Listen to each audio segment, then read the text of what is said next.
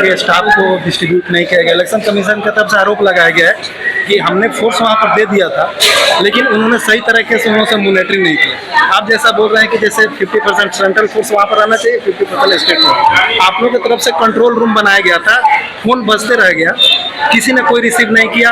आप जैसा बता रहे हैं कि आदमी का मौत भी हो गया है। तो अभी जो राज्य का इलेक्शन कमीशन है और बीएसएफ की तरफ से जो ये बयान दिया गया, इसको आप क्या बोलेंगे कि क्या कौन जिम्मेदार है? देखिए, जिम्मेदारी बीएसएफ का ज़्यादा नहीं है, लेकिन वो लोग भी एकदम ऐसा नहीं बोल सकते कि उन लोगों का कोई ये नहीं है। 4 तारीख को अदालत ने राय दिया था, हम लोगों ने 5 तारीख को उनको साथ किया। उसको उन्होंने क्यों नहीं तब बोला कि 4 आदमी के अलावा हमको मेरे लिए वहाँ पर मुतयन करना संभव नहीं है, तो उनका पहले बोलना चाहिए था। उन्होंने जब बोला तब तो 7 तारीख हो गया, तब तो कुछ नहीं कर पाए हम लोग ने। तो बीएसएफ को जो बात रखना है वो अदालत में आके रखे, यही हम चाहते हैं।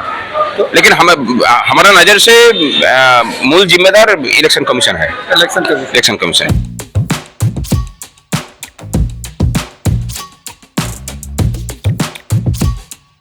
घोष संग्राम कमेटी के अध्यक्ष, जिन्होंने आज कोलकाता हाई कोर्ट में एक अपील की हुई है ताकि जो भी उनका बीएसएफ की तरफ से हो या राज्य निर्वाचन चुनाव आयोग की तरफ से इन लोगों को सपोर्ट नहीं मिला। यहाँ तक कि कमेटी की तरफ से जो इन्होंने कंट्रोल रूम बनाया था जिसमें एक आदमी की मौत हो गई, इसको लेके इन्होंने विचार के लिए माननीय हाई कोर्ट में एक पिटीशन डाला हुआ है, जिसका सुनवाई अगले महीना 4 अगस्त तक होने वाली है। लेकिन सबसे बड़ी चीज़ देखने को मिल रही है कि निर्वाचन आयोग के कंट्रोल रूम खोलने के बावजूद संयोग कमेटी के तरफ से भी एक कंट्रोल रूम खोला गया था।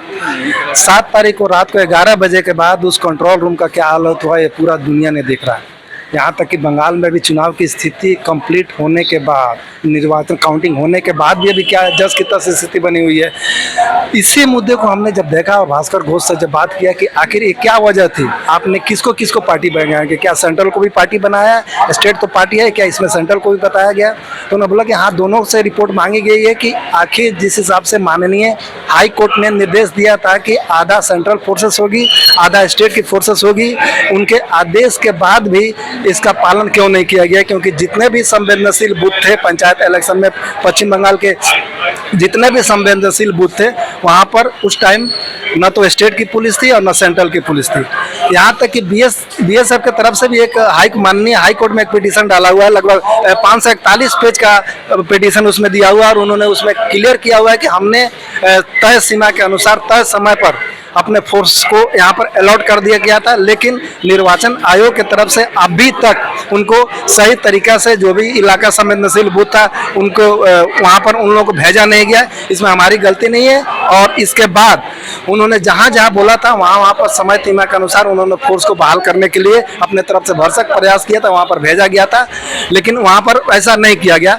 कुल मिला के बीएसएफ के जो चीफ है उनके तरफ से ये ओपिनियन और अपने तरफ से क्लियरेशन दे दिया गया है माननीय हाई कोर्ट को कि हमारे तरफ से ऐसे कुछ गलती नहीं थी। और जितना भी हादसा हुआ, जितने भी लगभग सरकारी आंकड़ा के अनुसार 54 आदमी की मौत हुई है इस पंचायत इलेक्शन में, उसका सबका ठिकड़ा फोड़ दिया स्टेट इलेक्शन के ऊपर।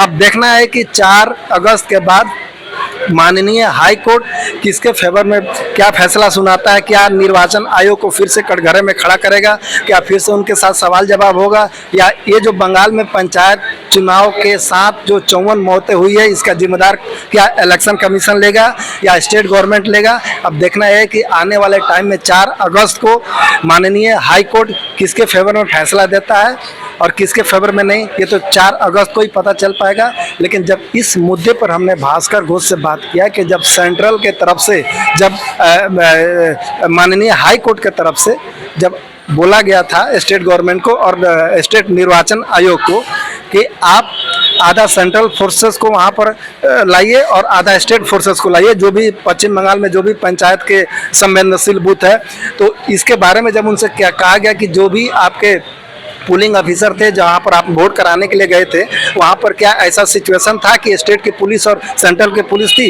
इसके बारे में उन्होंने क्या कहा मैं भी आपको सुनाया, और उन्होंने क्लियर बोला कि ऐसा वहाँ पर कुछ नहीं था, क्योंकि हमारे जो भी कर्मी थे, जो भी मतदान करने के लिए वहाँ पर पहुँचे थे, सब अपने जीवन का भीख मांग रहे थे। चारों तरफ गोली बारूद से लेके और पिस्टल दिखाए जा रहे थे, उनको डर दिखाया जा रहा था कि अपना जान बचाइए, बैलेट छीने जा रहे थे। ऐसा मैं आपको पहले भी अपने कॉलम में दिखा चुका हूँ, वीडियो में दिखा चुका हूँ कि कैसे रिवाल्वर तान के लोग डर का माहौल बनाए ताकि लोग वोट नहीं दे जा सके। और इसके साथ साथ जो भी हादसा हुआ, ये पूरे बंगाल के साथ साथ पूरे देश ने देखा।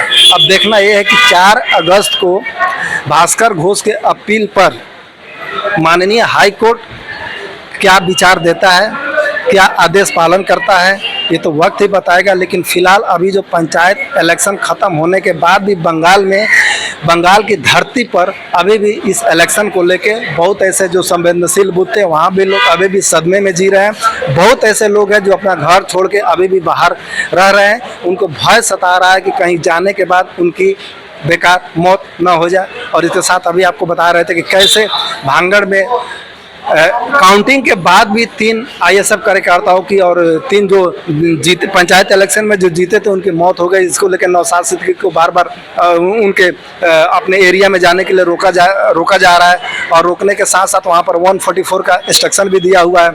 अभी तक वो जा नहीं पाए। इसको लेकर भी नौशाद सिद्दीकी ने माननीय हाई कोर्ट में एक अपील दायर की है। हालांकि उनका सुनवाई कब होगा ये तो चीफ जस्टिस बताएंगे, लेकिन अभी जो सिचुएशन बंगाल में चल रहा है वो वाकई में बहुत ही दयनीयपूर्ण है। अब देखना यह है कि आने वाले समय में